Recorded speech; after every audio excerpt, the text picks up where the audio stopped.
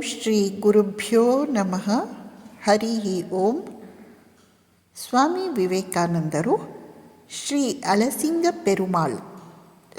ಅಳಸಿಂಗ ಪೆರುಮಾಳ್ ಅವರಿಗೆ ಅಮೇರಿಕದಿಂದ 31 ಆಗಸ್ಟ್ 1894 1894 ಬರೆದ ಪತ್ರದ ಒಂದು ಭಾಗ ಹೀಗಿದೆ.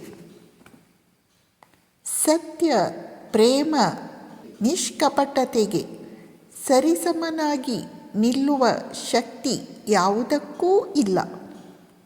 ನೀನು ನಿಷ್ಕಪಟಿಯೇನು? ನೀನು ಸಾಯುವವರೆಗೂ ಸ್ವಾರ್ಥರಹಿತನಾಗಿರುವೆಯಾ? ನೀನು ಎಲ್ಲರನ್ನೂ ಪ್ರೀತಿಸುತ್ತೀಯಾ? ಹಾಗಿದ್ದರೆ ಭಯಪಡಬೇಡ. ಇಲ್ಲ, ಮೃತ್ಯುವಿಗೂ ಭಯಪಡಬೇಡ. ಮುಂದೆ, ನನ್ನ ಮಕ್ಕಳೇ, ಸದಾ ಮುಂದೆ. ಇಡೀ ಜಗತ್ತಿಗೆ ಜ್ಞಾನ ಜ್ಯೋತಿ ಬೇಕಾಗಿದೆ. ಜಗತ್ತು ಅದಕ್ಕಾಗಿ ಕಾಯುತ್ತಿದೆ. ಕೇವಲ ಭರತಖಂಡ ಮಾತ್ರ ಅದನ್ನು ಕೊಡಬಲ್ಲದು.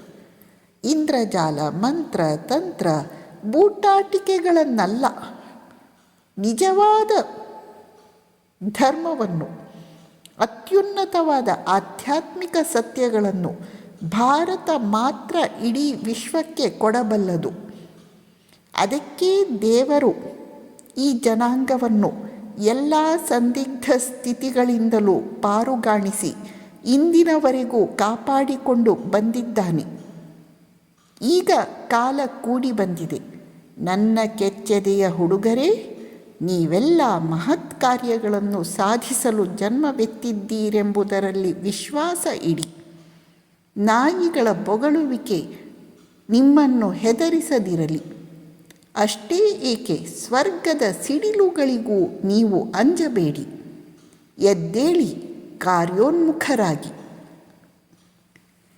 ಎಂತಹ ಒಂದು ಧೀರತೆಯ ಸಂದೇಶವನ್ನು ಮೊಳಗುವ ಪತ್ರ ಇದು. ಸ್ವಾಮೀಜಿ ವರ್ಕ್ ವರ್ಕ್ ವರ್ಕ್, ಕಾರ್ಯ ಕಾರ್ಯ ಕಾರ್ಯ, ಕಾರ್ಯನಿರತರಾಗಿ ಎಂಬ ಕರೆ ಕೊಡುತ್ತಿದ್ದಾರೆ.